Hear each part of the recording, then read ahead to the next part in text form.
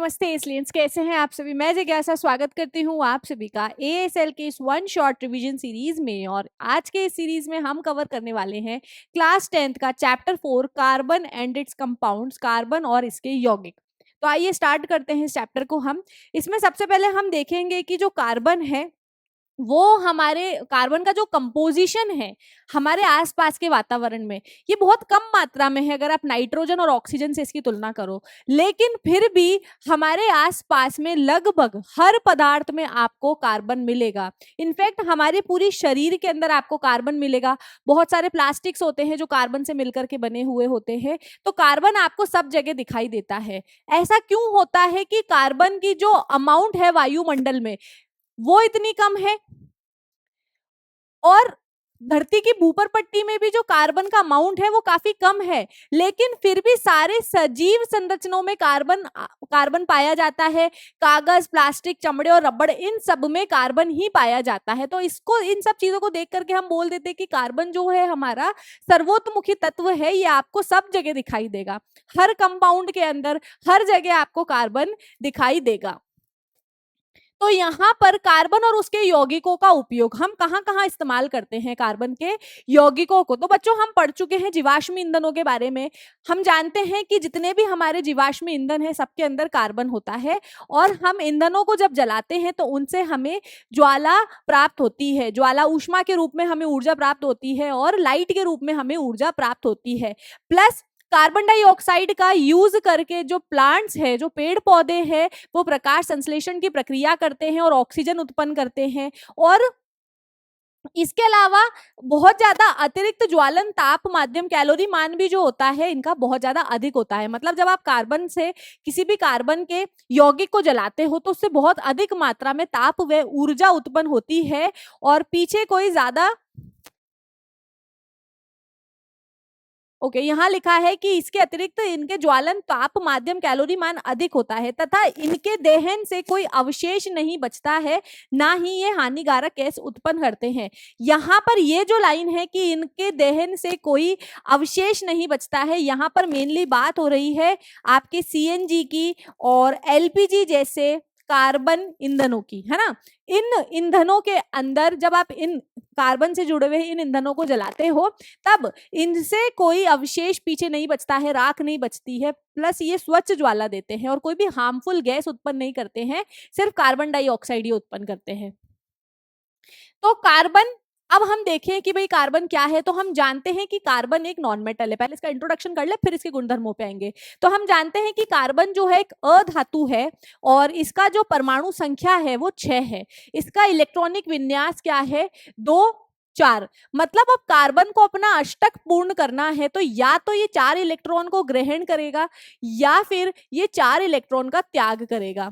हम जानते हैं कि कार्बन के अंदर जो बॉन्डिंग होती है वो कैसी होती है, कोवेलेंट बॉन्डिंग होती है। कार्बन जो है सहसंयोजी तत्व बनाता है, सहसंयोजी बंध बनाता है कार्बन। लेकिन 2 पल के लिए मान लो कि अगर कार्बन जो है सहसंयोजी बंध ना बना करके वो इलेक्ट्रॉन की शेयरिंग कर रहा होता तो क्या होता। तो यहाँ पर हम मान लेते हैं कि अगर कार्बन को आयनिक बंध बनाना है तो कार्बन को आयनिक बंध बनाने के लिए क्या करना पड़ता है, ये 4 इलेक्ट्रॉन या तो ग्रहण करता। जब कार्बन 4 इलेक्ट्रॉन ग्रहण करता तो उसके नाभि के अंदर मौजूद प्रोटॉन की संख्या तो 6 हो जाती और इलेक्ट्रॉन की संख्या 10 हो जाती। तो ऐसी नाभि जिसके अंदर सिर्फ 6 प्रोटॉन मौजूद है और 10 इलेक्ट्रॉन मौजूद है, तो 6 प्रोटॉन के लिए 10 इलेक्ट्रॉन को संभाल पाना काफी मुश्किल हो जाता। और ये जो हमारा फिर नया कार्बन बचता, यहाँ पर जो हमारे पास में C4- ये जो बनता, ये इतना ज्यादा स्टेबल नहीं होता। इस कारण जो है कार्बन हमारा इलेक्ट्रॉन्स को ग्रहण नहीं करता है। फिर दूसरा ऑप्शन आता है कि मान लो ये इलेक्ट्रॉन का त्याग कर देता। अगर जो कार्बन है वो इलेक्ट्रॉन का त्याग कर देता तो इसके पास में 6 प्रोटॉन हो जाते, 2 इलेक्ट्रॉन हो जाते। लेकिन कार्बन के बाहरी महत्तम कोश में से 4 इलेक्ट्रॉन को निकालने के लिए बहुत ज्यादा ऊर्जा की आवश्यकता होती है, और इतनी ज्यादा ऊर्जा की आवश्यकता के कारण कार्बन जो है अपने में से 4 इलेक्ट्रॉन को नहीं निकाल पाता है और वो C4+ नहीं बना पाता है। इसीलिए अब कार्बन के पास में क्या ऑप्शन बचता है, अब कार्बन सोचता है कि भाई मैं आयनिक बॉन्डिंग तो बना कर नहीं पा रहा हूँ, आयनिक बंध तो मैं बना नहीं पा रहा हूँ कि इलेक्ट्रॉन का त्याग या ग्रहण करके, तो अब मेरे पास में एक ही ऑप्शन बचा है। मैं क्या करता करता हूं, इलेक्ट्रॉन्स की साझेदारी कर लेता हूं। तो इलेक्ट्रॉन क्या करता है, अपना अष्टक पूर्ण करने के लिए, अपने आप को स्थिर करने के लिए अपने इलेक्ट्रॉन्स को शेयर करता है। और ऐसे बंध जो इलेक्ट्रॉन की शेयरिंग पर बंधते हैं, जो ऐसे बंध जो इलेक्ट्रॉन की शेयरिंग करने पर बन रहे हैं, उन्हें हम सहसंयोजी बंध बोलते हैं। यहाँ पर ये सारी चीजें वही लिखी हुई है। अब कार्बन जो है वो दूसरे कार्बन के साथ भी इलेक्ट्रॉन शेयर कर सकता है, कार्बन दूसरे तत्वों के परमाणु के साथ में भी इलेक्ट्रॉन शेयर कर सकता है। कार्बन हाइड्रोजन के साथ भी इलेक्ट्रॉन शेयर करता है, कार्बन ऑक्सीजन के साथ भी इलेक्ट्रॉन शेयर करता है, कार्बन नाइट्रोजन के साथ भी इलेक्ट्रॉन शेयर करता है, और कार्बन कार्बन के साथ भी इलेक्ट्रॉन शेयर करता है। तो आओ सबसे पहले हम देख लेते हैं कि दो परमाणुओं के बीच इलेक्ट्रॉन का एक युग्म की साझेदारी के बनने वाले आबंध संयोजी आबंध कहलाते हैं। अगर आप इलेक्ट्रॉन की शेयरिंग करने से कोई बॉन्ड बना रहे हो तो वो आपका सहसंयोजी आबंध कहलाएगा। अब जो सहसंयोजी आबंध होते हैं ना, इनका क्वथनांक और गलनांक कम होता है, मतलब इनका मेल्टिंग पॉइंट और बॉइलिंग पॉइंट बहुत कम होता है। अनलाइक अगर आप आयनिक बंधों के बारे में बात करेंगे, आयनिक बंध जो होते हैं वो बहुत ज्यादा आकर्षण बल की वजह से एक दूसरे से जुड़े हुए होते हैं। तो आयनिक बंधों में जो क्वथनांक और गलनांक है वो उच्च होता है।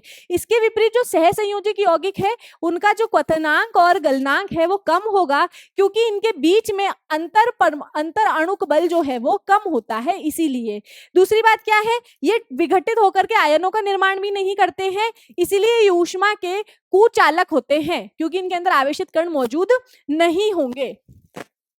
यहां पर अगर हम कुछ सहसंयोजी बंधों के बारे में बात करें तो जैसे मान लो हाइड्रोजन है, इसके पास में एक इलेक्ट्रॉन था, ये दूसरा हाइड्रोजन है, इसके पास में एक इलेक्ट्रॉन था, इसको भी अपना ड्यूप्लेट पूरा करना है, इसको भी अपना ड्यूप्लेट पूरा करना है। तो ये हाइड्रोजन क्या करते हैं, यहाँ पर ये वाला हाइड्रोजन इसके साथ इलेक्ट्रॉन शेयर कर लेता है, ये वाला हाइड्रोजन इसके साथ में इलेक्ट्रॉन शेयर कर लेता है, और जब यहाँ पर इलेक्ट्रॉन का एक पेयर शेयर होता है तो यहाँ पर सिंगल बॉन्ड बनता है ना। क्या चीज ध्यान रखनी है कि जब इलेक्ट्रॉन का एक पेयर, पेयर के अंदर दो इलेक्ट्रॉन आएंगे, जब यहाँ पर हाइड्रोजन के बीच में एक इलेक्ट्रॉन का पेयर शेयर होता है तो यहाँ पर सिंगल बॉन्ड बनता है, एकल आबंध का निर्माण होता है। इसी प्रकार अगर मैं ऑक्सीजन को देखूं तो ऑक्सीजन के 72 कोश के अंदर 6 इलेक्ट्रॉन होते हैं। इस तरीके से दोनों ही ऑक्सीजन को यहाँ पर अपना अष्टक पूर्ण करने के लिए 2 इलेक्ट्रॉन की आवश्यकता है। तो यहाँ पर ये वाला ऑक्सीजन अपने 2 इलेक्ट्रॉन इससे शेयर करता है और ये ऑक्सीजन अपने 2 इलेक्ट्रॉन इससे शेयर करता है। तो यहाँ पर मैं देखती हूँ कि ये दोनों ऑक्सीजन आपस में 2 इलेक्ट्रॉन पेयर को शेयर कर रही है, जिसके कारण यहाँ पर द्वि आबंध बनता है। इसी तरीके से अगर मैं नाइट्रोजन को देखूं तो नाइट्रोजन के 72 कोश के अंदर कितने इलेक्ट्रॉन होते हैं, 5 होते हैं।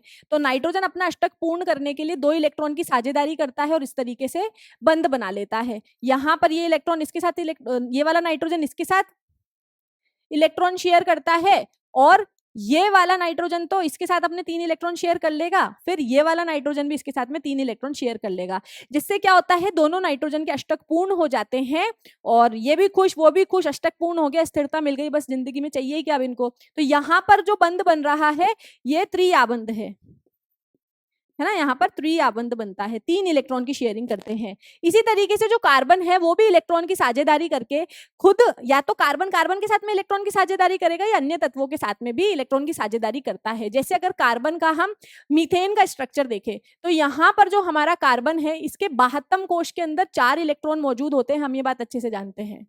और यहाँ पर अगर मैं हाइड्रोजन की बात करूं तो हर हाइड्रोजन के पास में 1 इलेक्ट्रॉन होता है।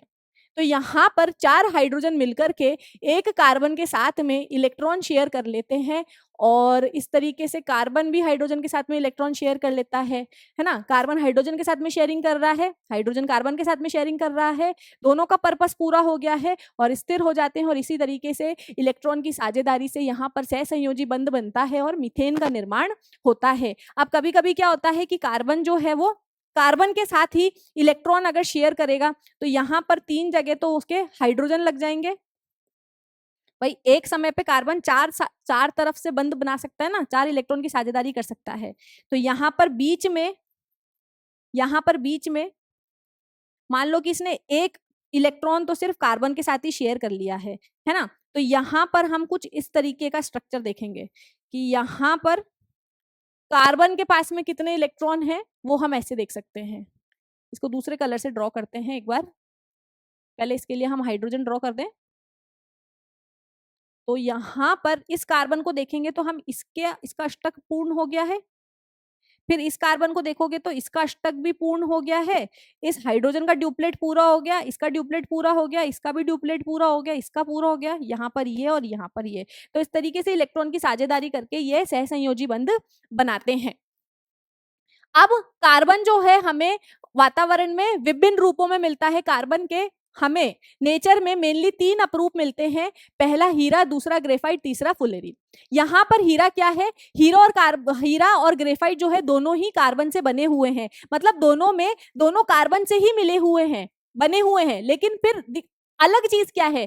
अलग बात है इनके स्ट्रक्चर में कि किस तरीके से कार्बन इनके अंदर अरेंज है। अगर मैं हीरे की बात करूं तो हीरे के अंदर एक कार्बन एटम ऐसे टेट्राहेड्रन बना करके 4 अलग अलग हाइड्रोजन के साथ में जुड़ा हुआ है। तो हीरे की संरचना जब होती है तो यहाँ पर प्रत्येक कार्बन जो है वो 4 अलग अलग कार्बन के साथ में जुड़ा हुआ होता है और इसके पास में कोई भी मुक्त इलेक्ट्रॉन नहीं होता है। डायमंड की संरचना में कार्बन के पास में कोई भी मुक्त इलेक्ट्रॉन नहीं होगा, इसीलिए यहाँ पर जो हमारा हीरा है वो विद्युत का कुचालक होता है। लेकिन हीरा जो है वो आपके ऊष्मा का सुचालक होगा, एक्सीलेंट कंडक्टर होता है ये हीट का। और इसका जो स्ट्रक्चर है ये दृढ़ 3 आयामी स्ट्रक्चर है, रिजिड 3 डायमेंशनल स्ट्रक्चर है कार्बन हीरे का। इसी तरीके से अगर मैं ग्रेफाइट की बात करूं तो ग्रेफाइट के अंदर हर कार्बन एटम तीन अलग कार्बन के साथ में जुड़ा हुआ होता है और इस तरीके से ये एक हेक्सागोनल स्ट्रक्चर बना लेता है, हेक्सागोनल रिंग बनाता है। यहाँ पर ये एक कार्बन यहाँ से इस तरीके से अलग अलग रिंग बनाते हैं। तो यहाँ पर जो ग्रेफाइट है इसके अंदर संरचना कैसी है कि प्रत्येक कार्बन एटम जो है 3 दूसरे कार्बन के साथ में जुड़ करके एक ऐसा हेक्सागन षटकोणीय स्ट्रक्चर बनाता है। और ग्रेफाइट में एक खास बात यह है कि हर कार्बन के पास में एक फ्री इलेक्ट्रॉन रह जाता है, जिसके कारण यहाँ पर मुक्त इलेक्ट्रॉन होने के कारण जो ग्रेफाइट है हमारा विद्युत का सुचालक होता है। एक षटकोणीय व्यू मिलता है। ग्रेफाइट की संरचना में षटकोणीय तल एक दूसरे के ऊपर व्यवस्थित रहते हैं, मतलब एक हेक्सागोनल रिंग, उसके ऊपर दूसरी हेक्सागोनल रिंग, उसके ऊपर तीसरी हेक्सागोनल रिंग, और हर कार्बन के साथ में फ्री इलेक्ट्रॉन रहते हैं। इसी की वजह से जो हमारा ये कार्बन है ये अपवाद है और ये विद्युत का सुचालक होता है। उसी तरीके से एक और हमारे पास में कार्बन का अपरूप है जिसको हम फुलेरीन बोलते हैं, ये हमने देख लिया है। अब फुलेरीन क्या है? फुलेरीन में क्या होता है? फुलेरीन जो है मैनमेड है, इसको लेबोरेटरी में बनाया गया था सबसे पहले एक आर्किटेक्चर के द्वारा जिनका नाम था बकमिंस्टर फुलेर। तो यहाँ पर थर्ड जो है हमारे पास में फुलेरीन है। तो फुलेरीन को किसने बनाया था? बकमिंस्टर फुलेर नाम के आर्किटेक्ट ने बनाया था। इस बकमिंस्टर फुलेरीन में क्या है, यहाँ पर आपने फुटबॉल अगर देखा हो तो सेम टू सेम फुलेरीन का जो स्ट्रक्चर है वो फुटबॉल से मिलता जुलता है, मतलब सेम टू सेम फुटबॉल जैसा ही स्ट्रक्चर है। यहाँ पर आपको हेक्सागन रिंग भी मिलती है और पेंटागन रिंग भी मिलती है। जब आप फुलेरीन की बात करते हो तो इसके अंदर आपको हेक्सागोनल रिंग और पेंटागोनल रिंग भी मिलती है। यहाँ पर आपको 20 हेक्सागन मिलते हैं और 12 पेंटागन मिलते हैं। 20 हेक्सागन के स्ट्रक्चर मिलेंगे आप फुलेरीन के स्ट्रक्चर को देखोगे तो, और बीच में आपको यहाँ पर 12 पेंटागन भी मिलेंगे। कुछ इस तरीके का स्ट्रक्चर रहता है और इससे हमारे कार्बन के अपरूप के बारे में यही था। अब हम आगे देखते हैं कि अब जो कार्बन है, हम देख रहे हैं कि हर जगह कार्बन मौजूद है, तो कार्बन ऐसा कर कैसे लेता है ना? कार्बन जो है वो सहसंयोजी बंध की प्रकृति के कारण कार्बन जो है हमें वातावरण में वो बड़ी बड़ी संख्याओं में यौगिक बनाने की क्षमता रखता है। अब ये बड़ी बड़ी श्रृंखलाएं बनाने की क्षमता इसमें आती कहाँ से है? तो कार्बन की 2 प्रॉपर्टीज होती है। सबसे पहली श्रृंखलन और दूसरा होता है चतुसंयोजकता। श्रृंखलन का क्या मतलब है कि एक कार्बन दूसरे कार्बन के साथ में, एक कार्बन 4 अलग अलग कार्बन के साथ में जुड़ सकता है, जिसके कारण कार्बन क्या करेगा? देखो, श्रृंखलन का क्या मतलब है? श्रृंखला बनाना। श्रृंखला कैसे बना सकता है कि हमारे पास में जो एक कार्बन एटम है ये दूसरे कार्बन और दूसरे अधिक तत्वों के साथ जुड़ जुड़ करके लंबी लंबी कार्बनों के चेन बनाता है, लंबी लंबी कार्बनों के चेन बना लेता है या फिर रिंग बना लेता है। और कार्बन के इस लंबी लंबी श्रृंखला बनाने की जो प्रकृति है इसी को हम श्रृंखलन बोल रहे हैं। अब ये श्रृंखलन कैसे कर लेता है, तो भाई कार्बन जो है इसकी चतुसंयोजकता है, मतलब एक समय पे एक कार्बन चार अलग अलग कार्बन या चार अन्य तत्वों के साथ में जुड़ करके बंध बना सकता है। इन दो प्रॉपर्टी की वजह से कार्बन जो है वो लंबी लंबी श्रृंखलाएं बनाने में सक्षम होता है। अब जब हम इन श्रृंखलाओं को देखते हैं तो यहाँ पर हम देखेंगे कि मेनली हम हाइड्रोकार्बन्स देखते हैं। हाइड्रोकार्बन्स क्या होते हैं, सबसे पहले तो हाइड्रोकार्बन वो होते हैं ऐसे यौगिक जिसमें से केवल कार्बन और हाइड्रोजन जुड़े हुए हों, उन्हें हम हाइड्रोकार्बन बोल देंगे। जैसे आप मीथेन ले लो, है ना, जैसे कि आप इथेन ले लो, ठीक है, आप प्रोपेन ले लो, ये सब क्या है, ये सब कार्बन के यौगिक हैं और इन यौगिकों के अंदर केवल कार्बन और हाइड्रोजन जुड़े हुए हैं, इसीलिए हम इन्हें हाइड्रोकार्बन बोल देंगे। अब हाइड्रोकार्बन जो है हमारे पास में मेनली दो तरीके के हैं, सबसे पहले असंतृप्त हाइड्रोकार्बन और फिर संतृप्त हाइड्रोकार्बन। क्या होता है यहाँ पर मैं क्या बोल रही हूँ कि जो हाइड्रोकार्बन है वो मुझे दो तरीके के देखने को मिलते हैं। कैसे, पहला तो संतृप्त, संतृप्त मतलब सैचुरेटेड, है ना, संतृप्त मतलब सैचुरेटेड, संतृप्त, और दूसरा है असंतृप्त। असंतृप्त इसमें क्या होता है, संतृप्त हाइड्रोकार्बन वो हाइड्रोकार्बन होते हैं जिसमें कार्बन कार्बन के बीच में एकल आबंध होता है। इनको हम जनरली एल्केन के नाम से भी जानते हैं, इनको हम जनरली एल्केन के नाम से भी जानते हैं। और असंतृप्त हाइड्रोकार्बन वो होते हैं जिसके अंदर कार्बन कार्बन के बीच में द्वि आबंध या फिर त्रि आबंध होता है। और ऐसे असंतृप्त हाइड्रोकार्बन जिसके अंदर कार्बन कार्बन के बीच में डबल बॉन्ड है, द्वि आबंध है, उनको हम एल्कीन भी बोलते हैं। और ऐसे हाइड्रोकार्बन जिसमें कार्बन कार्बन के बीच में, ऐसा कार्बन का यौगिक जिसमें कार्बन कार्बन के बीच में तीन त्रि आबंध है, ऐसे कार्बन यौगिकों को हम एल्काइन भी बोलते हैं। जनरल नाम इनका एल्काइन है और एल्कीन और एल्काइन इकट्ठे मिलकर के हम इन्हें असंतृप्त यौगिक बोलते हैं। बहुत ज्यादा हार्ड चीजें नहीं है, बहुत छोटी छोटी बातें हैं।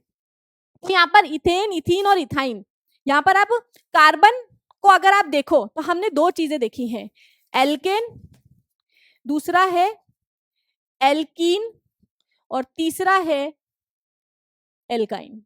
ठीक है, यहाँ पर एल्केन का जनरल सूत्र क्या होता है, CnH2n+2। एल्काइन का जनरल सूत्र क्या होता है, CnH2n। एल्काइन का जनरल सूत्र क्या होता है, CnH2n-2।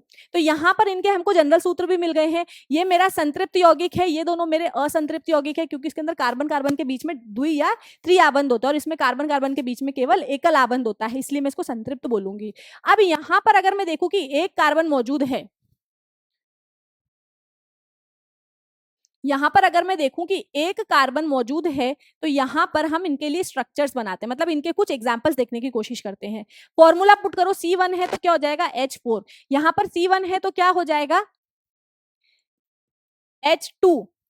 यहाँ पर एल्केन जो है वो, एल्केन जो है, एल्केन तो आपको C1 के स्ट्रक्चर में मिल सकता है, और लेकिन जो एल्कीन और एल्काइन है वो आपका उसके अंदर एक कार्बन मौजूद होता ही नहीं है। कभी भी आप एल्कीन और एल्काइन को देखोगे तो वो दो कार्बन के बीच में बोल क्या रहा है कि कार्बन कार्बन के बीच में द्वि या त्रि आबंध है, तो एक कार्बन होगा तो वो द्वि आबंध कैसे बनाएगा किसी और के साथ में।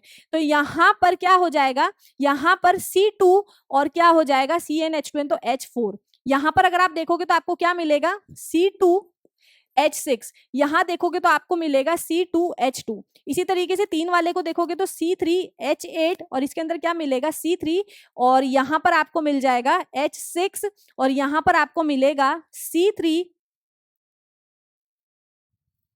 और H4।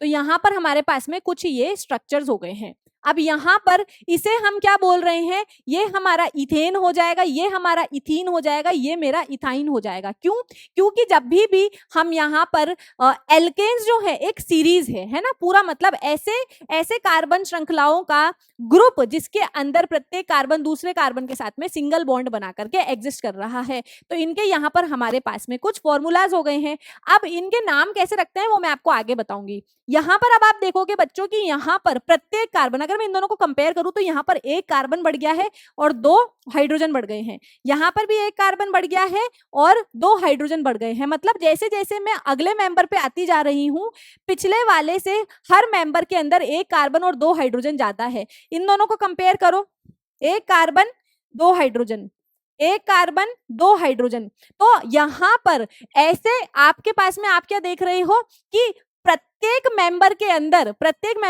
क्या है, एक कार्बन से बढ़ रहा है और 2 हाइड्रोजन से बढ़ रहा है। और इनका अगर मैं परमाणु द्रव्यमान देखूं तो प्रत्येक मेंबर का जो परमाणु द्रव्यमान है वो 14 U से बढ़ता जा रहा है, 14 U से बढ़ता जा रहा है, 14 U से बढ़ता जा रहा है। तो इनको हम क्या बोलते हैं, इन्हीं को तो हम संरचनात्मक समावयव बोलते हैं। मतलब संरचनात्मक समावयव क्या हो जाएगा, यहाँ पर हम क्या देख रहे हैं कि वे यौगिक जिनके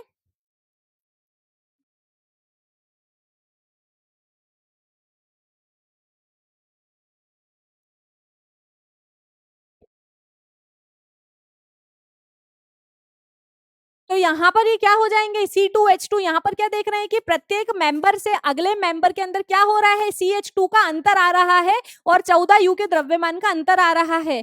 तो ऐसी ही चीजों को तो हम क्या बोलते हैं, ऐसे ही चीजों को तो हम समजातीय श्रेणी बोल देते हैं। तो यहाँ पर हमारी एल्केन एक समजातीय श्रेणी हो जाएगी, क्योंकि एल्केन के प्रत्येक अगले मेंबर के अंदर क्या होगा कि हर मेंबर जो है पिछले मेंबर से अगर कंपेयर करोगे तो आप CH2 उसके अंदर ज्यादा आपको मिलेगा, एक कार्बन और 2 हाइड्रोजन ज्यादा मिलेंगे। और पहले मेंबर से दूसरे मेंबर के अंदर जो द्रव्यमान है वो 14 U ज्यादा होगा। इसी तरीके से जो एल्केन है उसका मैं जनरल सूत्र बता चुकी हूँ। अगर आप एल्केन के लिए पूरी समजातीय श्रेणी लिखना चाहते हो तो आप इस सूत्र के अंदर वैल्यू पुट करके लिख सकते हो, है ना। एल्काइन के लिए अगर आप लिखना चाहते हो तो इस सूत्र के अंदर वैल्यू रख करके समजातीय श्रेणी बना सकते हो, एल्काइन के अंदर भी बना सकते हो। इसी तरीके से अल्कोहल की भी एक समजातीय श्रेणी होती है, अल्कोहल जो है उनकी भी समजातीय श्रेणी होगी।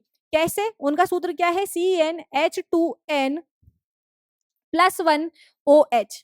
ठीक है, तो यहां पर अगर आप कार्बन के 2 रखते हो, है ना, तो कितना हो जाएगा, 5 और 1 OH। इसी तरीके से अगर आप 3 रखते हो तो क्या हो जाएगा, C3H7OH। तो यहां पर भी आप कंपेयर करोगे तो पहले मेंबर से दूसरे मेंबर पे जाने पर एक कार्बन और 2 हाइड्रोजन की वृद्धि हो जाती है और जो द्रव्यमान है 14 U से बढ़ जाता है। तो यहां पर ये भी आपकी एक यहां पर ये भी आपकी एक समजातीय श्रेणी है। उसके बाद में हम देखते हैं कि संरचनात्मक समावयव क्या होता है। संरचनात्मक समावयव वे होते हैं जिनके आणविक सूत्र तो बराबर होते हैं, आणविक सूत्र तो एक जैसा ही होता है, लेकिन उनकी संरचना एक जैसी, उनकी जो संरचना है वो अलग अलग होगी। कैसे होगी देखते हैं। जैसे मैं बोल रही हूँ बच्चों की मेरे पास में है C3H8, यहाँ पर यहाँ से हम अगर देखें तो हमारे पास में है, एक एग्जाम्पल ले लेते हैं कि जैसे मान लो मेरे पास में है C5H12, यहाँ पर ये क्या है, प्रोपेन है। अब मैं इसको, यहाँ पर कार्बन 5 है, हाइड्रोजन 12 है, लेकिन यहाँ पर मुझे इसको अरेंज करने के पैटर्न तो अलग अलग है ना। पहले मैं क्या कर दूंगी, एक लाइन के अंदर 5 कार्बन लगा दूंगी। दूसरे में क्या कर सकती हूं मैं कि 1 2 3 और एक को मैं यहां पर लगा दूं, ठीक है। और एक तो कैसे अरेंज कर सकती हूँ कि 3 ऐसे लगा दिए हैं मैंने और एक कार्बन ऊपर नीचे लगा दिए। तो यहाँ पर इन सब का जो आणविक सूत्र है वो तो क्या रहेगा, C5H12 ही रहेगा, लेकिन यहाँ पर कार्बन को जो अरेंज करने का, व्यवस्थित करने का जो पैटर्न है मैंने वो चेंज कर दिया, जिनके कारण हर C5H12 इनका आणविक सूत्र होने के कारण भी क्या हो जाएगा, इनकी जो संरचना है वो उसमें बदलाव आ जाएगा। तो हम ऐसे ही यौगिकों को जिनके आणविक सूत्र तो एक जैसे होंगे लेकिन संरचना इनकी अलग अलग होगी, उनको हम क्या बोल देंगे, उनको हम संरचनात्मक समावयव बोल देंगे।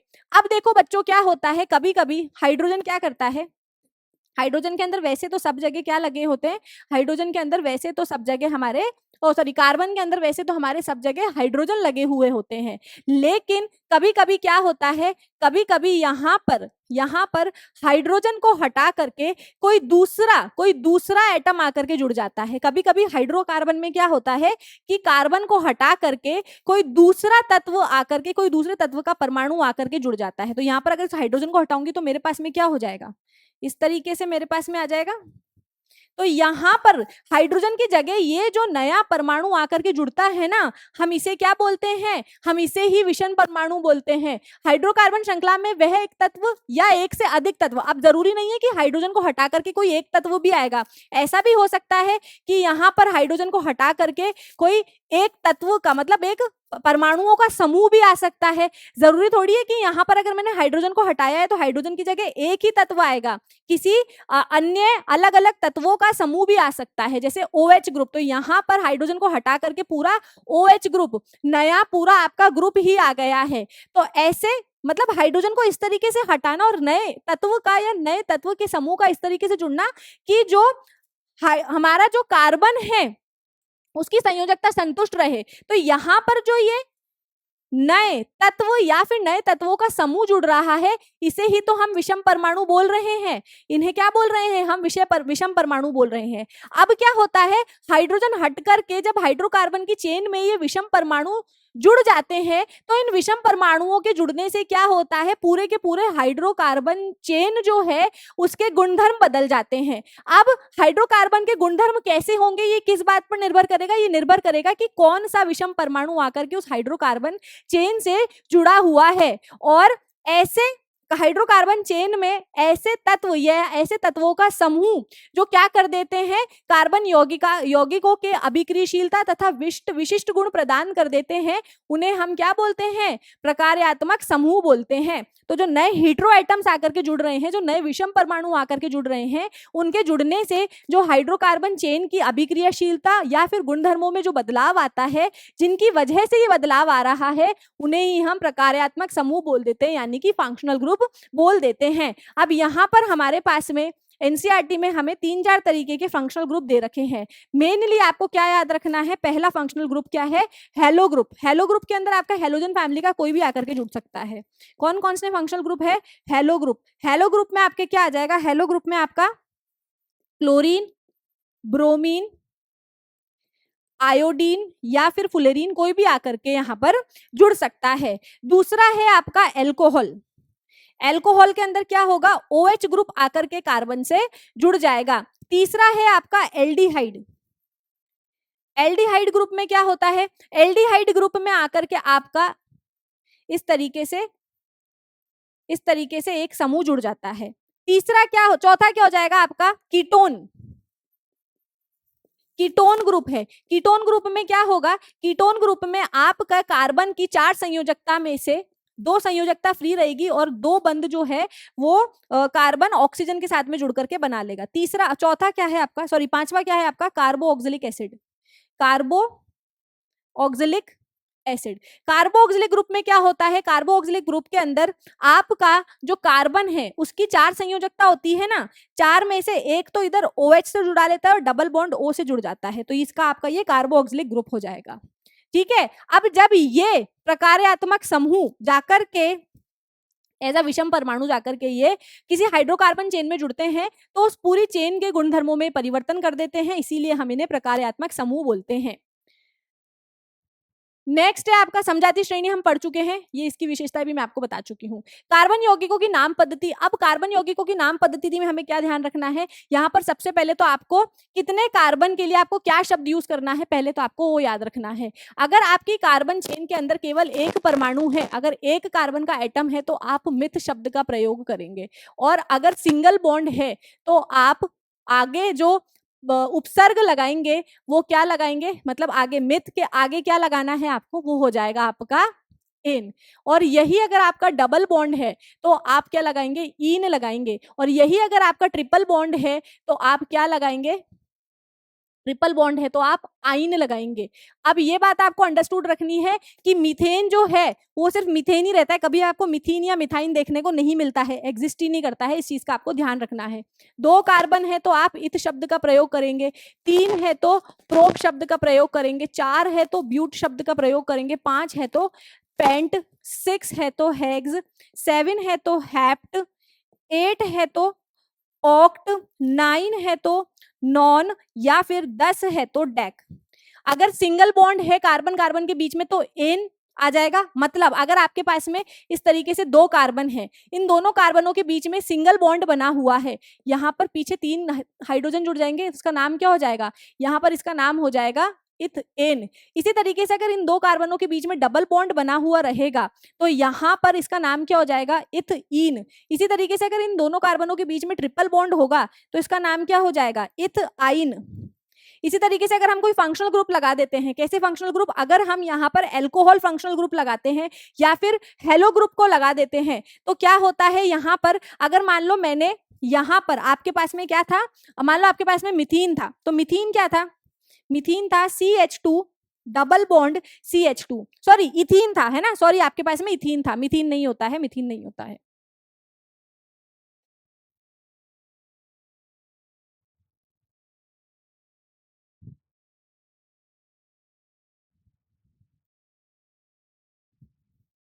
इसी तरीके से मान लो यहाँ पर फंक्शनल ग्रुप लगने से कैसे चेंज होगा, देखो हेलोजन ग्रुप की पहले हम बात कर लेते हैं। मान लो तो कि आपके पास में इथाइन है, इथीन है, तो इथीन होगा तो मतलब दो डबल बॉन्ड कार्बन के और यहाँ पर दो हाइड्रोजन और यहाँ पर दो हाइड्रोजन। पर मान लो यहाँ पर एक हाइड्रोजन हट करके फंक्शनल ग्रुप आकर के जुड़ गया है, मान लो अगर यहाँ पर, ठीक है हटी गया वो, आप लोग बच्चों पीछे करके स्क्रीनशॉट ले लेना। मान लो अगर यहाँ पर आपका एक हाइड्रोजन हट करके यहाँ पर कोई आपका फंक्शनल ग्रुप आकर के जुड़ गया है तो क्या होगा, तो यहाँ पर आप क्या करोगे, इस फंक्शनल ग्रुप का भी नाम आपको लिखना पड़ेगा, तो ये क्या हो जाएगा, ब्रोमो, ब्रोमो इथीन, क्या हो जाएगा इसका नाम, ब्रोमो इथीन हो जाएगा। अगर क्लोरीन जुड़ेगा तो क्लोरो इथीन हो जाएगा। इसी तरीके से मान लो आपके पास में क्या है, यहाँ पर आपके पास में दो कार्बन थे, उन दोनों कार्बन के बीच में, उन दोनों कार्बन के बीच में सिंगल बंध था, ठीक है। यहाँ पर 3 कार्बन जुड़े हुए हैं, यहाँ पर 2 जगह तो हाइड्रोजन जुड़ा हुआ है और यहाँ पर आपका OH ग्रुप आकर के जुड़ गया है, तीसरे हाइड्रोजन की जगह OH ग्रुप आकर के जुड़ गया है। तो सबसे पहले आप क्या देखोगे कि 2 कार्बन है तो 2 कार्बन के लिए इथ लिख दोगे, दोनों के बीच में सिंगल बॉन्ड है तो एन लिख दोगे। फिर हम क्या देख रहे हैं कि यहाँ पर प्रकार्यात्मक समूह लगा हुआ है, ये कौन सा समूह है, एल्कोहल समूह है। तो एल्कोहल समूह के लिए हम पीछे जो आपका प्रत्यय इस्तेमाल आप पीछे लगाने के लिए जो सफिक्स यूज करोगे वो क्या हो जाएगा, आपका ऑल हो जाएगा, तो इसका नाम क्या हो जाएगा, इथेनॉल। इसी तरीके से आप क्या कर सकते हो, आप कार्बोक्सिलिक एसिड लगा सकते हो। मान लो यहाँ पर आपके पास में 2 कार्बन थे, दोनों के बीच में सिंगल बॉन्ड था, यहाँ पर 3 कार्बन जुड़े हुए हैं, यहाँ पर हम कार्बोक्सिलिक ग्रुप लगा रहे हैं, तो कार्बोक्सिलिक ग्रुप में क्या होता है, इधर डबल बॉन्ड O जुड़ जाएगा, इधर OH जुड़ जाएगा। इस तरीके से कार्बन की चारों वैलेंसी सेटिस्फाइड हो गई, तो ये हमारा क्या हो जाएगा, 2 कार्बन है मतलब इथ, सिंगल बॉन्ड है मतलब एन, और कार्बोक्सिलिक ग्रुप के लिए हम जिस सफिक्स का इस्तेमाल करते हैं वो है ऑइक, तो ये क्या हो जाएगा, इथेनोइक एसिड। ठीक है, इस तरीके से आप इस्तेमाल कर सकते हो। उसी तरीके से अगर आप कीटोन का यूज कर रहे हो, कीटोन ग्रुप लगा हुआ है, तो आप ONE है ना, इस सफिक्स का इस्तेमाल करोगे। अगर आप एल्डिहाइड ग्रुप का यूज कर रहे हो, अगर आप एल्डिहाइड ग्रुप का इस्तेमाल कर रहे हो तो आप सफिक्स में एल लगाओगे, ठीक है, आप क्या लगाओगे, सफिक्स के अंदर एल लगाओगे। यहाँ पर ये कीटोन ग्रुप होता है, ठीक है, ये कीटोन ग्रुप होता है। और ऐसे ही एल्डिहाइड ग्रुप भी मैं वापस ड्रॉ कर देती हूँ कि यहाँ पर मेरे पास में C डबल बॉन्ड O और इधर H, तो ये मेरा एल्डिहाइड ग्रुप हो जाएगा। एक बात ध्यान रखना कि कभी भी कीटोन ग्रुप की अगर बात हो रही होगी ना, अगर आपको पहचानना है, कंफ्यूज हो जाते हैं बच्चे कि कौन सा यहाँ पर है ना कार्बोक्सिलिक ग्रुप है, कौन सा यहाँ पर एल्डिहाइड ग्रुप है, सब में ही ऑक्सीजन आ रहा है, सब में ही डबल बॉन्ड से जुड़ा हुआ है। तो ये बात ध्यान रखना कि कीटोन के अंदर हमेशा जो आपका ऑक्सीजन है वो 2 कार्बन के बीच में ही आएगा, और एल्डिहाइड ग्रुप और कार्बोक्सिलिक ग्रुप है ना, इसके अंदर जो आपका ऑक्सीजन है वो हमेशा एंड वाली चेन में ही दिखाई देता है। इस बात का ध्यान रखना। अगर कीटोन ग्रुप है ना तो इसमें ऐसा हो सकता है कि यहाँ पर C डबल बॉन्ड O, तो यहाँ पर C डबल बॉन्ड O है, यहाँ पर बचा हुआ क्या है, 2 हाइड्रोजन, 4 वैलेंसी होती है ना, यहाँ पर ये वाला जो आपका कार्बन है, ऐसे ही मान लो हमारे पास में अगर कीटोन ग्रुप है, अगर आपको कीटोन ग्रुप की नॉमेनक्लेचर करना है, हम एक बार बना के देख लेते हैं कि अगर मान लो आपको यहाँ पर कीटोन ग्रुप का नॉमेनक्लेचर करना है तो आप कैसे करेंगे। कीटोन ग्रुप का नॉमेनक्लेचर करना है तो एक एग्जांपल हम देख लेते हैं। कीटोन ग्रुप जो है हमेशा 3 कार्बन की चेन से स्टार्ट होगा, तो यहाँ पर CH3, ये कार्बन जो है पीछे एक कार्बन से जुड़ा होगा, यहाँ पर डबल बॉन्ड करके ऑक्सीजन जुड़ जाएगा, और 4 वैलेंसी होती है ना, तो एक पीछे वाले से जुड़ गई, 2 इससे जुड़ गई, बची हुई एक वैलेंसी से ये दूसरे कार्बन से जुड़ जाएगा। तो ये आपका क्या हो जाएगा, 3 कार्बन है तो प्रोप, तीनों कार्बन के बीच में सिंगल बॉन्ड है तो एन, और क्योंकि यहाँ पर कीटोन ग्रुप जुड़ा हुआ है तो ओ एन ही लिख देंगे, तो क्या हो जाएगा ये प्रोपेनॉन। इसी तरीके से ब्यूटेनॉन, पेंटेनॉन, इस तरीके से नॉमेनक्लेचर किया जाता है। ये समझाती श्रेणी भी पढ़ लिया है हमने और कार्बन यौगिकों की नाम पद्धति भी देख ली। अब हम देख लेते हैं कि कार्बन यौगिकों के रासायनिक गुणधर्म। कार्बन यौगिकों के रासायनिक गुणधर्म से क्या मतलब है कि जब भी कार्बन यौगिकों को हम केमिकल प्रॉपर्टीज देख रहे हैं, ठीक है, कि जब भी कार्बन यौगिकों का हम दहन करते हैं, हम जब भी इन्हें वायु में ऑक्सीजन के साथ में इनका दहन करते हैं, तो ये हमेशा, ये कार्बन यौगिक हमेशा ऑक्सीजन के साथ में दहन करके कार्बन डाइऑक्साइड, जल, ऊष्मा और प्रकाश का निर्माण करते हैं। अब जो संतृप्त हाइड्रोकार्बन है उनका दहन कैसे होता है, तो जो आपके संतृप्त हाइड्रोकार्बन है वो ऑक्सीजन के अंदर, वो ऑक्सीजन में जलने पर, वायु में जलने पर नीली ज्वाला उत्पन्न करते हैं, तथा वायु की, अगर आप उनको सफिशिएंट ऑक्सीजन नहीं दोगे, मतलब संतृप्त हाइड्रोकार्बन को अगर आप अच्छे से भरपूर ऑक्सीजन में जला रहे हो ना, तब तो वो स्वच्छ नीली ज्वाला देंगे और कोई भी धुआं उत्पन्न नहीं करते हैं।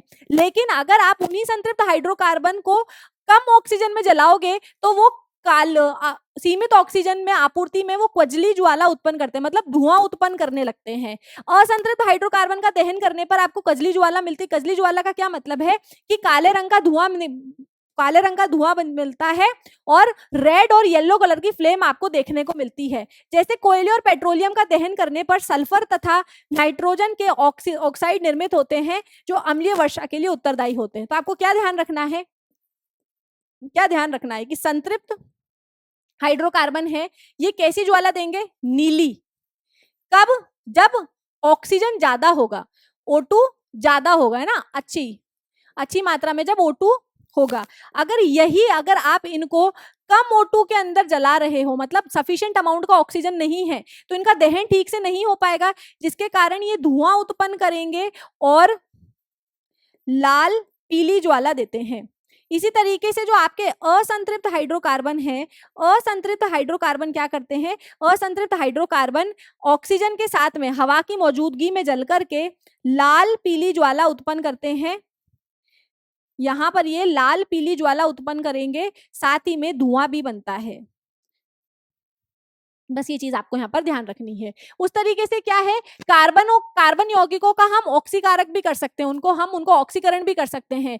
कुछ पदार्थ हैं, कुछ पदार्थों में अन्य पदार्थों के ऑक्सीजन देने की क्षमता होती है, मतलब कुछ पदार्थ ऐसे होते हैं जो दूसरे पदार्थों को ऑक्सीजन दे देते हैं, और ऐसे पदार्थों को हम क्या बोलते हैं, ऑक्सीकारक बोलते हैं। ऐसे ही केमिस्ट्री में 2 फेमस ऑक्सीकारक क्या है, बहुत ज्यादा काम में लिए जाने वाले ऑक्सीकारक क्या है, क्षारीय पोटेशियम परमैंगनेट और एसिडिफाइड पोटेशियम डाइक्रोमेट। यहाँ पर ऑक्सीकारक अभिक्रिया में क्या होगा, यहां पर आप एल्कोहल को इन दोनों में से किसी भी एक ऑक्सीकारक की मौजूदगी में अगर दहन करते हो एल्कोहल का, है ना, या तो एसिडिफाइड पोटेशियम डाइक्रोमेट में या फिर एल्कलाइन पोटेशियम परमैंगनेट के साथ में अगर आप एल्कोहल का दहन करते हो, तो ये क्या करते हैं, ये ऑक्सीकारक है, ऑक्सीजन देने का काम करते हैं। ये क्या करते हैं, एक ऑक्सीजन यहाँ पर ला करके जोड़ देते हैं, जिससे हमें क्या मिलता है, जिससे हमें कार्बोऑक्सिलिक एसिड मिलता है, जिससे हमें क्या मिलता है, कार्बोऑक्सिलिक एसिड यहाँ पर हमें मिलता है।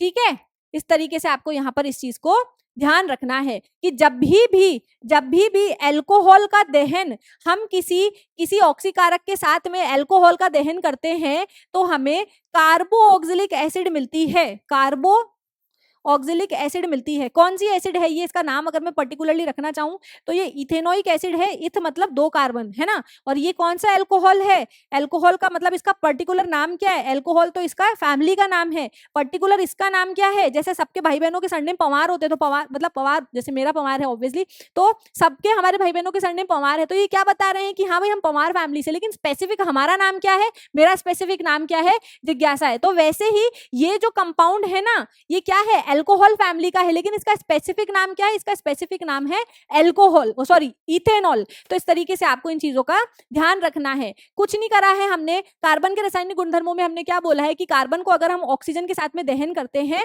तो वो क्या करेंगे, वो कार्बन डाइऑक्साइड उत्पन्न करते हैं, हाइड्रोजन उत्पन्न करते हैं और बहुत सारा प्रकाश और ऊष्मा का उत्सर्जन करते हैं। यही अगर आपके संतृप्त हाइड्रोकार्बन है तो वो ऑक्सीजन के साथ में जलने पर, प्रचुर ऑक्सीजन के साथ में जलने पर क्या करते हैं, स्वच्छ नीली ज्वाला देते हैं और धुएं का निर्माण नहीं करते हैं। लेकिन अगर आप उनको सीमित ऑक्सीजन वायु में जलाओगे तो क्या होगा, वो लाल पीली ज्वाला देंगे और धुआं का निर्माण करेंगे। इसी प्रकार जो आपके असंतृप्त हाइड्रोकार्बन है उनको आप ऑक्सीजन में जब उनका दहन करते हो तो वो हमेशा नीली या पीली ज्वाला के साथ में जलते हैं, स्पेसिफिकली येलो और रेडिश कलर की फ्लेम होती है और धुआं भी उत्पन्न करते हैं। फिर दूसरे कार्बन की प्रॉपर्टी क्या है, दूसरे कार्बन का रासायनिक गुणधर्म है कि कभी भी हम कार्बन का एक यौगिक जिसको हम अल्कोहल बोल रहे हैं, इन अल्कोहल्स का जब हम ऑक्सीकरण करते हैं तो ये किस में परिवर्तित हो जाते हैं, ये कार्बोऑक्सिलिक ग्रुप में परिवर्तित हो जाते हैं। थर्ड नंबर पे आते हैं संकलन अभिक्रिया। संकलन अभिक्रिया में क्या है कि पहले तो संकलन अभिक्रिया करने के लिए हमें उत्प्रेरक चाहिए होते हैं। आप इन चीजों का ध्यान रखो कि निकल, पैलेडियम या प्लैटिनम ये बहुत प्रसिद्ध उत्प्रेरक हैं केमिस्ट्री के अंदर। इनकी उपस्थिति में जो आपके असंतृप्त हाइड्रोकार्बन हैं वो क्या करते हैं, हाइड्रोजन के साथ जुड़ करके संतृप्त हाइड्रोकार्बन का निर्माण करते हैं। अब इसका एग्जाम्पल देख लेते हैं। भाई असंतृप्त हाइड्रोकार्बन हम यहाँ पर ले लेते हैं, हमारा क्या है ये, इथीन। इथीन को जब मैं निकल या फिर पैलेडियम या फिर प्लेटिनम, इन तीनों में से किसी भी उत्प्रेरक के साथ में अगर मैं इसकी अभिक्रिया करवाती हूं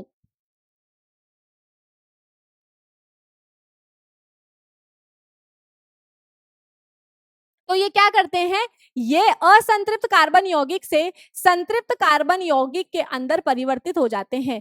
एक्चुअली में ये उत्प्रेरक करते क्या है, यहां से कार्बन कार्बन के बीच में जो डबल बॉन्ड है उसको तोड़ देते हैं। यहां से जब कार्बन का डबल बॉन्ड टूटेगा ना तो ये इस तरीके से हो जाएगा, इसके पास में एक फ्री वैलेंसी हो जाएगी, है ना, एक फ्री वैलेंसी हो जाएगी इसकी।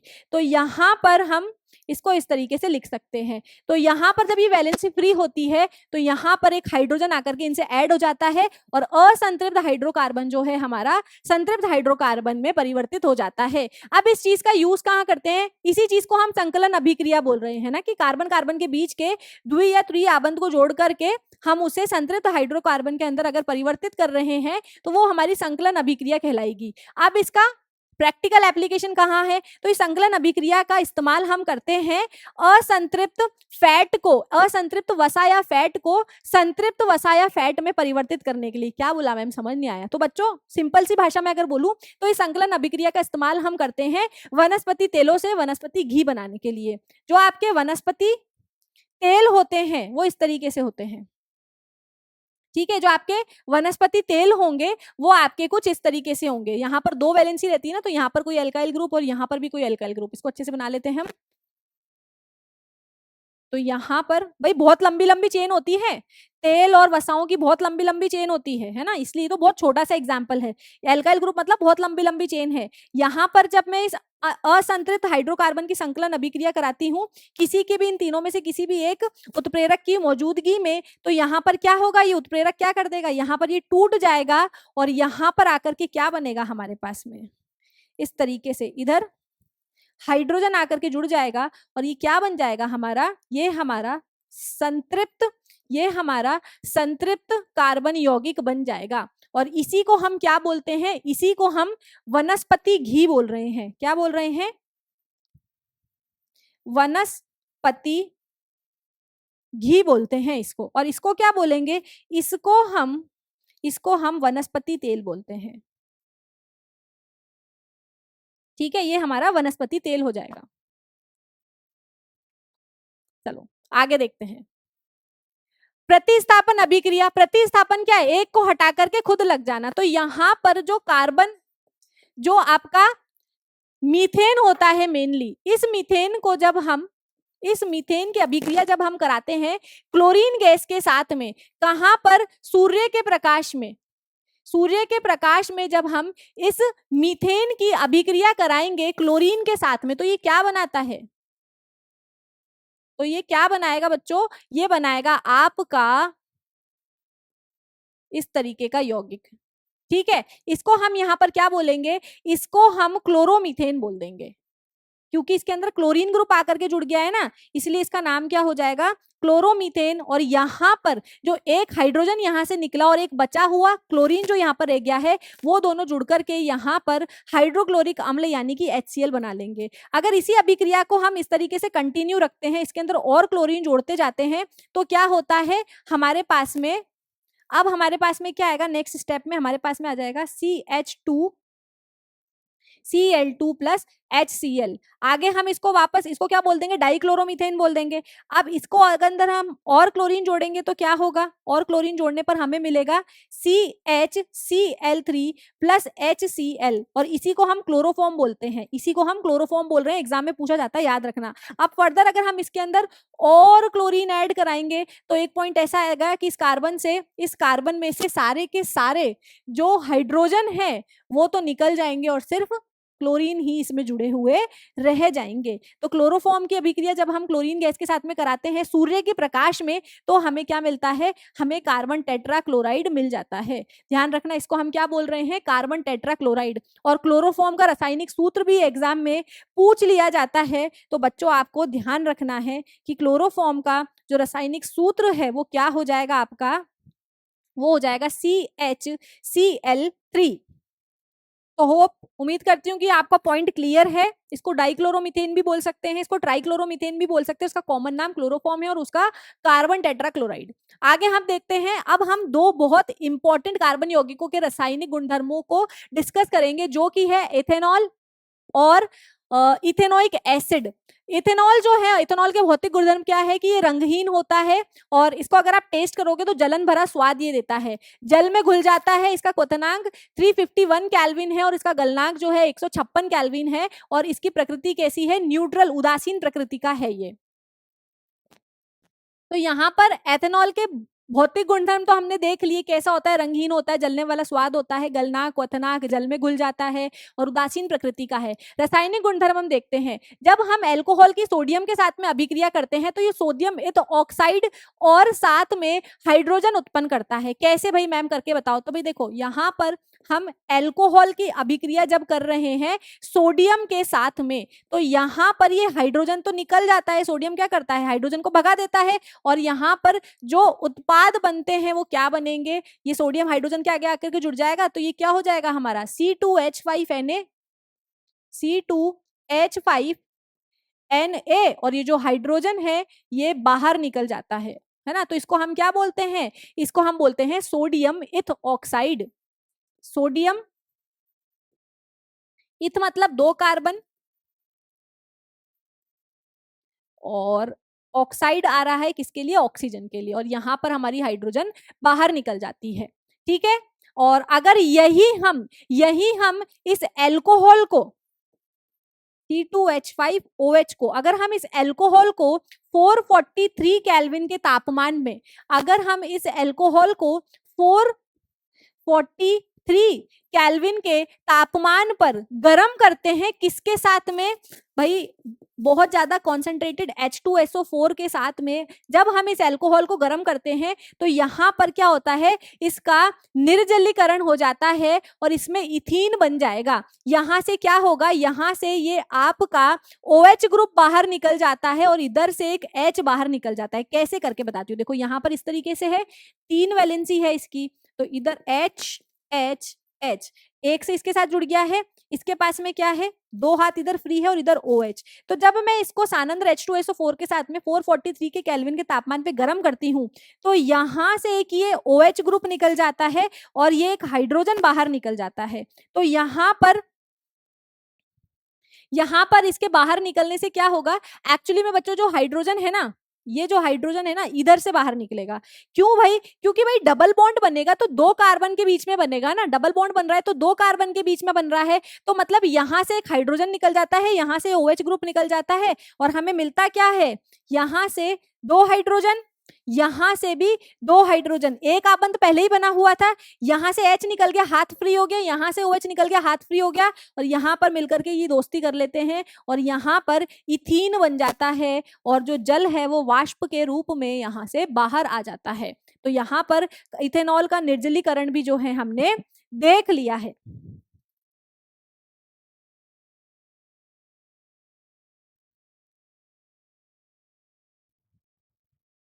और इसको स्पेसिफिक याद रखना चाहते हो तो 170 डिग्री सेल्सियस भी याद रख सकते हो।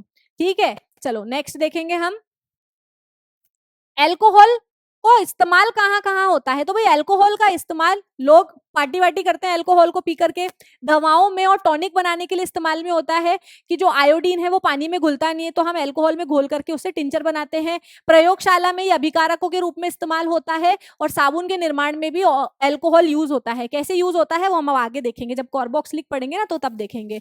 अल्कोहल के भौतिक गुणधर्म क्या ये हम डिस्कस कर चुके हैं। एक बच्चों और चीज आपको यहाँ पर क्या ध्यान रखनी है कि जो आपका अल्कोहल है उससे मस्त पार्टियां वार्टियां भी हो रही है ना, उस अल्कोहल से मस्त पार्टियां वार्टियां भी हो रही है, तो सरकार क्या करती है, यहाँ पर हम और बात क्या ध्यान रखेंगे कि जो अल्कोहल है उसका कंजप्शन नहीं करना चाहिए। जब हम अल्कोहल के कंजप्शन के लिए मतलब उसको पेय पदार्थों के रूप में जब अल्कोहल के कंज्यूम करने की बात आती है, उसको पीने की बात आती है, तो लोग बेसिकली इथेनॉल ही पीते हैं। अब इथेनॉल जो है बहुत ज्यादा इंपॉर्टेंट है, बहुत जगह इस्तेमाल हो रहा है, तो सरकार क्या करती है इसका मतलब स्मगलिंग वगैरह होती है ना कि गवर्नमेंट ने तो है ना दवाइयां बनाने के लिए भेजा है, लैब के लिए भेजा है, लोग क्या करेंगे इसको चुला करके पीने के लिए इस्तेमाल कर सकते हैं, क्योंकि जिन लोगों को लत लगी हुई होती है वो ऐसा कर सकते हैं।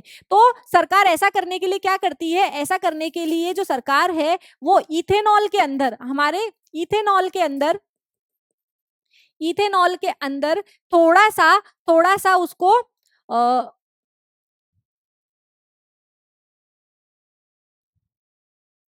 इसके अंदर, इस इथेनॉल के अंदर वो मीथेनॉल मीथेनॉल या फिर पिरिडीन इस तरीके के या फिर कॉपर सल्फेट इस तरीके की चीजों को डाल करके उसे पॉइजनस बना देती है। पॉइजनस क्यों बना देती है? ताकि इसका गलत तरीके से उपयोग ना हो सके। और भाई इसी चीज को हम क्या बोलते हैं, इसी चीज को हम परिशुद्ध अल्कोहल बोल देते हैं, डीनेचर्ड अल्कोहल बोल देते हैं। तो नॉर्मल अल्कोहल क्या होगा, नॉर्मल अल्कोहल है ना, नॉर्मल जो पीने वाला अल्कोहल है वो क्या, इथेनॉल है। और इस इथेनॉल के अंदर जब मैं मिथेनल या फिर पिरिडीन या फिर कॉपर सल्फेट जैसी चीजों को डालूंगी तो यहाँ पर मेरे पास में बहुत कम मात्रा में डालती हूँ, जिससे कि ये क्या हो जाता है, पॉइजनस हो जाता है, जहरीला हो जाता है और ये पीने लायक नहीं रहता है। अगर कोई इसको पिएगा तो मर भी जाएगा। यहाँ पर जो ये मीथेनॉल है आपका, ये जो मीथेनॉल है ये भी अल्कोहल की फैमिली का ही है ना, ये भी अल्कोहल की फैमिली का ही है।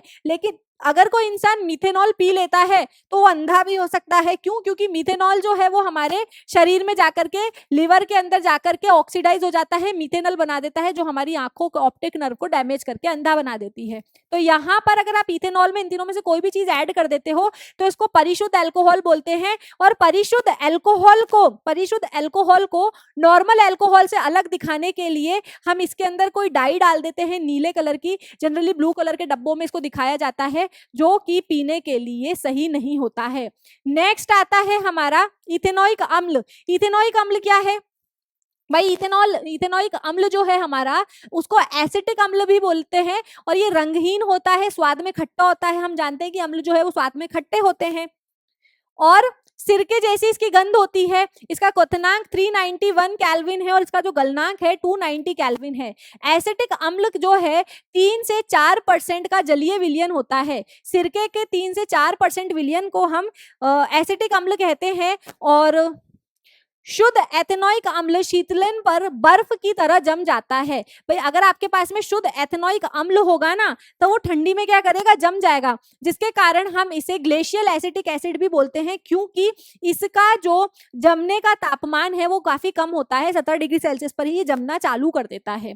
तो यहाँ पर हम शुद्ध इथेनोइक अम्ल को ग्लेशियल एसिटिक अम्ल भी बोल रहे हैं। इस चीज का हम ध्यान रखेंगे। यहाँ पर नेक्स्ट क्या है, अब हम यहाँ पर नेक्स्ट नेक्स्ट हमारा जो इथेनोइक एसिड है उससे रिलेटेड कुछ इंपॉर्टेंट अभिक्रियाएं देखेंगे। सबसे पहले हम जो हमारा इथेनोइक एसिड है उसकी अभिक्रिया अल्कोहल के साथ में करके हम एस्टर का निर्माण कर सकते हैं। एस्टर क्या होता है? एस्टर एक ऐसा पदार्थ होता है जिसकी खुशबू बहुत अच्छी होती है, मीठी मीठी खुशबू होती है, जिसको इत्र वगैरह बनाने के लिए भी काम में लिया जाता है और उस एस्टर से साबुन बनाने के लिए भी उसे काम में लिया जाता है। तो एस्टर जब बनाते हैं तो क्या होता है, हम अल्कोहल कार्बोक्सिलिक एसिड को रिएक्ट करवाते हैं और ऐसा करने पर क्या होता है, यहाँ से ये OH ग्रुप और यहाँ से ये H बाहर निकल करके H2O बना लेते हैं और ये वाला जो CH2 वाला पार्ट है ये इधर आकर के जुड़ जाता है। यहाँ पर हम इसे क्या बोलते हैं? इथाइल इथोनेट बोलते हैं। इसका नाम क्या है? इथाइल इथोनेट। और यही हमारा क्या कहलाता है? यही हमारा एस्टर कहलाता है। इसी को हम क्या बोलते हैं? इसी को हम एस्टर बोलते हैं। CH3COO C2H5। बहुत ज्यादा हार्ड नहीं है, ऐसे प्रेशर लेकर के मत करना, बहुत इजी है, बता दिया है, याद करने का इजी तरीका भी मैंने। अगर उसी कार्बोक्सिलिक एसिड को हम सोडियम हाइड्रोक्साइड, ये क्या है? ये अम्ल है। सोडियम हाइड्रोक्साइड क्या है? क्षार है। अगर अम्ल और क्षार की अभिक्रिया कराते हैं तो क्या बनता है? लवण और जल। तो यहाँ से जब हम इथेनोइक एसिड को सोडियम हाइड्रोक्साइड के साथ में अभिक्रिया कराते हैं तो यहाँ से ये H और यहाँ से ये OH निकल करके बाहर जाकर के पानी बना लेते हैं और ये जो Na है ये इधर आकर के जुड़ जाता है और सोडियम इथेनेट बना लेता है। इसी तरीके से जब हम एसिटिक एसिड की धातु कार्बोनेट या धातु हाइड्रोकार्बोनेट के साथ में अभिक्रिया करते हैं तो हम जानते हैं अम्ल है, अम्ल धातु कार्बोनेट और कार्बोनेट के साथ में अभिक्रिया करके क्या करता है? क्या बनाएगा? ये यहाँ पर कार्बन डाइऑक्साइड, जल और लवण बनाता है। तो यहाँ पर क्या बना लेगा? यहाँ पर अगेन ये सोडियम इथोनेट बना रहा है, कार्बन डाइऑक्साइड और वाटर का निर्माण करता है। आगे अब भाई मैंने आपको बोला है कि जो हमारा ये कार्बोक्सिलिक एसिड है और जो हमारा अल्कोहल है इसको हम साबुन बनाने की प्रक्रिया में भी इस्तेमाल करते हैं।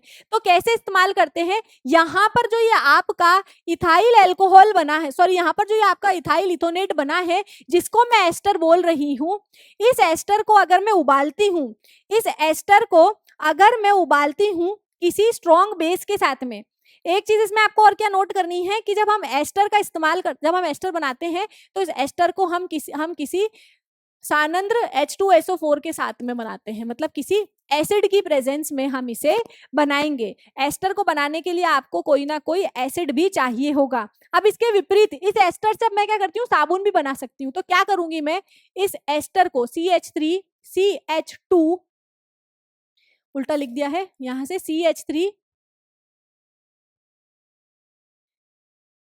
इस एस्टर को लिखूंगी मैं CH3COO C2H5।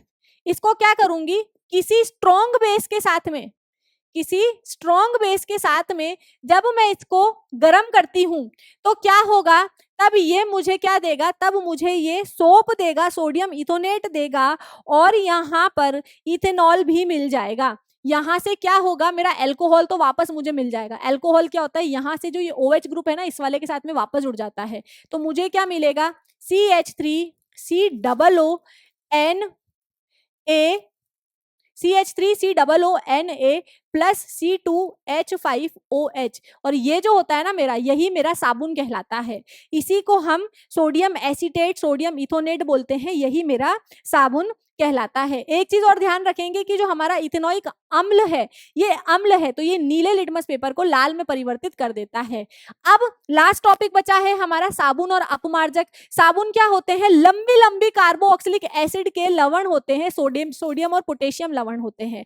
यहाँ पर ये आपने बहुत छोटा सा एग्जाम्पल देखा है। यहाँ पर क्या हो जाएगा, यहाँ पर ये कार्बोक्सिलिक एसिड हो जाएगी और यहाँ पर ये सोडियम या फिर पोटेशियम ग्रुप लग करके, मतलब कार्बोक्सिलिक की लंबी सी चेन होगी, उसके अंत में सोडियम या पोटेशियम लग जाएगा तो वो आपका साबुन बना देगा। साबुन के दो उदाहरण दे दिए हैं मैंने। यहाँ पर जिसमें 15 कार्बन की चेन होगी तो उसको आपको सोडियम पाल्मेटाइट बोलोगे, 17 कार्बन की चेन होगी बड़ी सी तो आप उसको सोडियम स्टीरिएट बोलोगे। इसमें थोड़ा सा करेक्शन है बच्चों, यहाँ पर COONA आएगा, है ना, COONA आएगा, इसको ठीक कर लेंगे हम।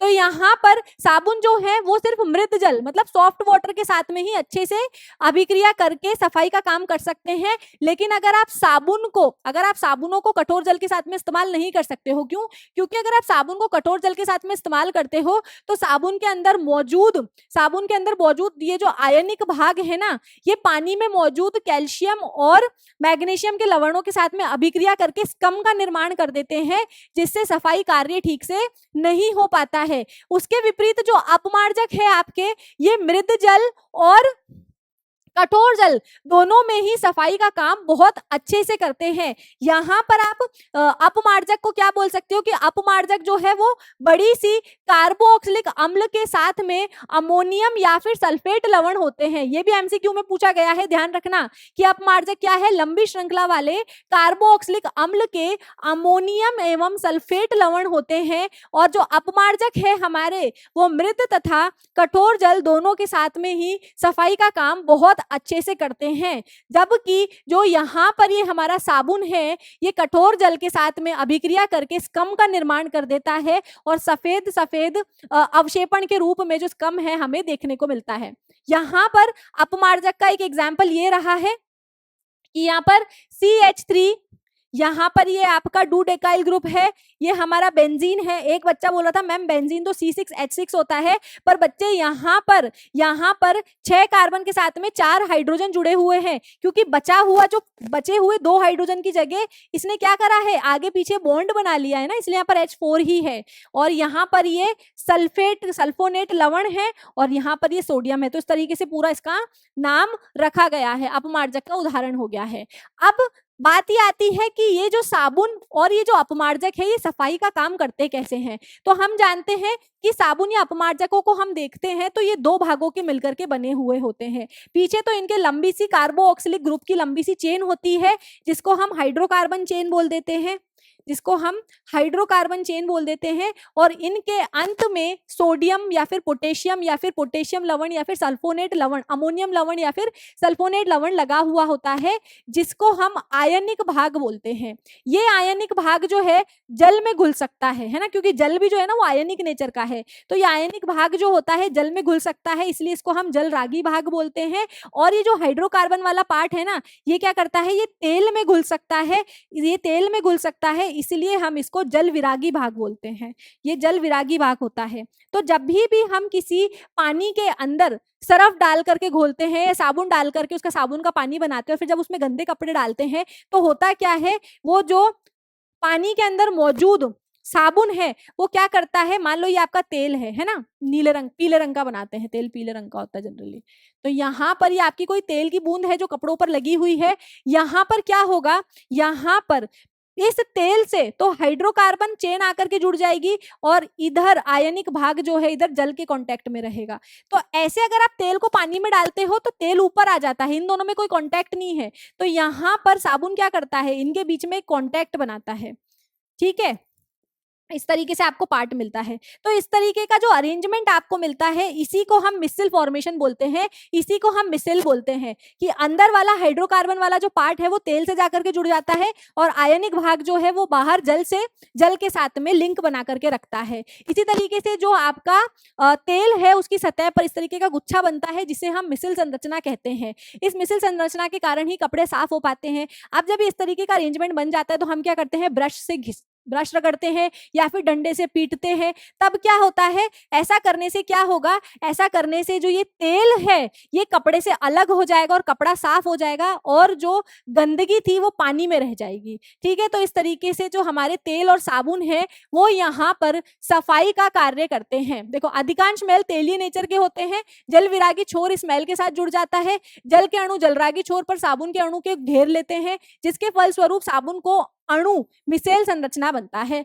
इस प्रक्रिया में साबुन के अणु और तेलीय मैल का पायस बन जाता है तथा विभिन्न भौतिक विधियों जैसे डंडे से पटकने से, ब्रश से रगड़ने से हमारा जो वस्त्र है भाई यहाँ पर क्या हो गया है, ये तेल है।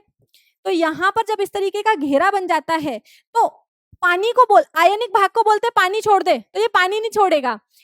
हाइड्रोकार्बन भाग को बोलते हैं कि तेल को छोड़ दे, तो ये तेल को नहीं छोड़ता। तो यहाँ पर साबुन ने पकड़ रखा है पानी को। मान लो ये वाला हाथ जो है मेरा, ये आयनिक भाग है, तो इसने पकड़ लिया है पानी को, और ये वाला जो भाग है मेरा, इसने पकड़ लिया है तेल को। तो अब सोडियम वाला पार्ट पानी से अलग नहीं हो रहा है, और हाइड्रोकार्बन वाला भाग जो है वो तेल से अलग नहीं हो रहा है। तो जब हम डंडे से बीट करते हैं तो यहाँ पर एक अट्रैक्शन फोर्स लगती है, जिसके कारण जो तेल है वो पूरे के पूरे साबुन वाले पानी के साथ में आ जाता है, और ये जो गंदगी है वो पानी में रह जाती है, और हमारा वस्त्र जो है वो साफ हो जाता है। कुछ इस तरीके से सफाई का प्रक्रिया होता है हमारे कपड़ों में। तो इसी के साथ में जो हमारा बच्चों ये कार्बन और उसके यौगिक वाला चैप्टर है यहीं पर खत्म होता है। उम्मीद करती हूँ चैप्टर आपको समझ में आया होगा, वन शॉट रिवीजन में आपको मजा आया होगा। तो बच्चों आज की क्लास में बस इतना ही। मिलते हैं आपसे किसी और लेक्चर के वन शॉट रिवीजन में। तब तक के लिए पढ़ते रहिए, ख्याल रखिए अपना। Bye bye.